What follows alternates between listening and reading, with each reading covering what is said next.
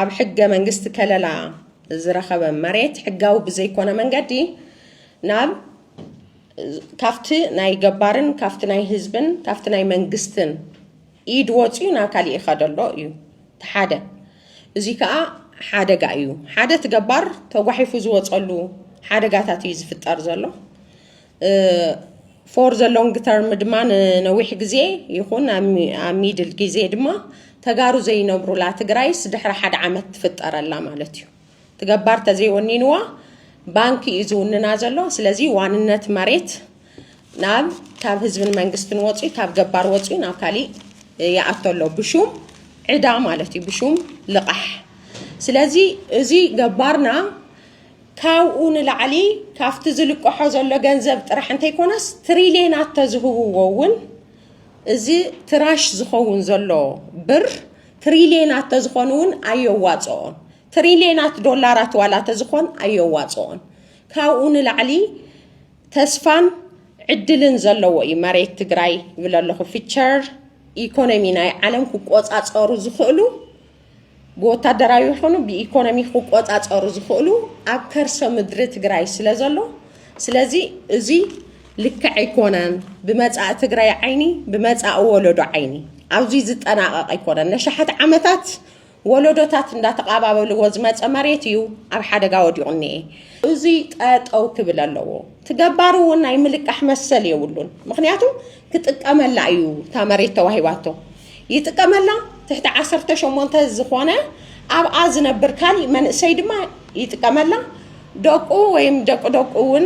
ደቁ ተሃልዮም እውን ትሕቲ 18 ዓመት ግን ድማ ኣፍታ መሬት ዝነብር ይጥቀመላ እዩ ዝብል ስለዚ ነዚ ሕጊ እዚ የፍሪሱ ትገባር ሕዚ ልቃሕ ክወስድ ከሎ ከምርስቲ ሒዝዋ ኣሎ ማለት እዩ ኣብኡ እያ ዘጠናቐቓ ዘሎ ስለዚ እዚ ጠጠው ክብል ኣለዎ ትገባር እውን ሕጋዊ ኣይኮነን እዩ ተጠቃምነት እዩ ዘለዎ እቲ መንግስቲ እውን ሕጋዊ ኣይኮነን ምክንያቱ ግዚያዊ ምምሕዳር እዩ ዘለና ሕዚ ግዚያዊ ምምሕዳር ማለት ዝተዋህቦ ሓላፍነታት ኣለዋ ኣብ ሕገ መንግስቲ ከለላ ዝረኸበ ነገር ክጥሕስ ዝመረፅናዮ መንግስቲ እውን ተዝኸውን ዝመረፅናዮ መንግስቲ እውን ሕገ መንግስታዊ ካብ ዝኾነ መንገዲ ወፃኢ ናይ መሬት ጉዳይ ክነክእ ኣይኽእልን ስለዚ እዚ ሕጋዊ ኣይኮነን ጠጠው ክብል ኣለዎ ከምቲ ደብዳቤ ዝፅሓፍዎ ብደብዳቤ ፅሒፎም ጠጠው ይበል ኢሎም ከመሓልፎ ኣለዎ ካብ ወፃኢ ነቲ ገባር ትገባር ኣብቲ ከርሰ ምድሩ ዘሎ ትንማዳበርያ ንምሩፅ ዘርኢ ዝበሃል ምሩፅ ዘርኢ ማለት ባዕሉ ጅሞ እዩ ጀነቲካሊ ሞዲፋይድ ኦርጋኒዝም እዩ ትገባሮ እንተሎ ነቲ ናይ ተፈጥሮ ዘርኡ ክከናኸንን ናይ ተፈጥሮ ዘርኡ ክዕቅብን በዚ ኣጋጣሚ እዚ ንላቦ ምክንያቱም ናይ ተፈጥሮ ዘርኡ ተጥፊኡ ኣብ ኢድ ካልኦት እዩ ዝኣቱ ዘሎ ኣብ ኢድ ካልኦት ተኣትዩ ድማ ናብ ሓደጋ ስለ ዝኣቱ ዘሎ ናይ ተፈጥሮ ዘርኡ እውን ክዕቅብ ኣለዎ ንማዳበርያ ዝበሃል እውን ታፍቲ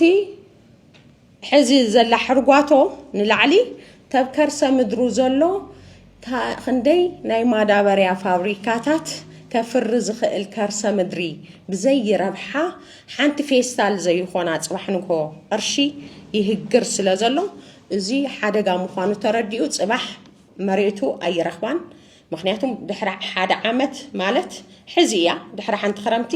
ከብላ ይኽእልን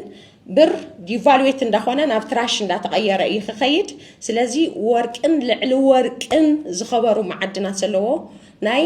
መጻኢ ትግራይ ኩነታት ዝውስን ህላወ ዝውስን መሬት የርክብ ስለ ዘሎ እዚ ትገባር እውን ሕጋዊ ኣይኮነን ጠጠው ከብሎ ኣለዎ ንናይ ባዕሉ ረብሓን ንመጻእ ወለዶ ትግራይን ንባዕሉን ክብል ንደቁን ክብል እዚ ጠጠው ከብሎ ኣለዎ ስለዚ ድሕሪ እዚ ሆፕ ናብ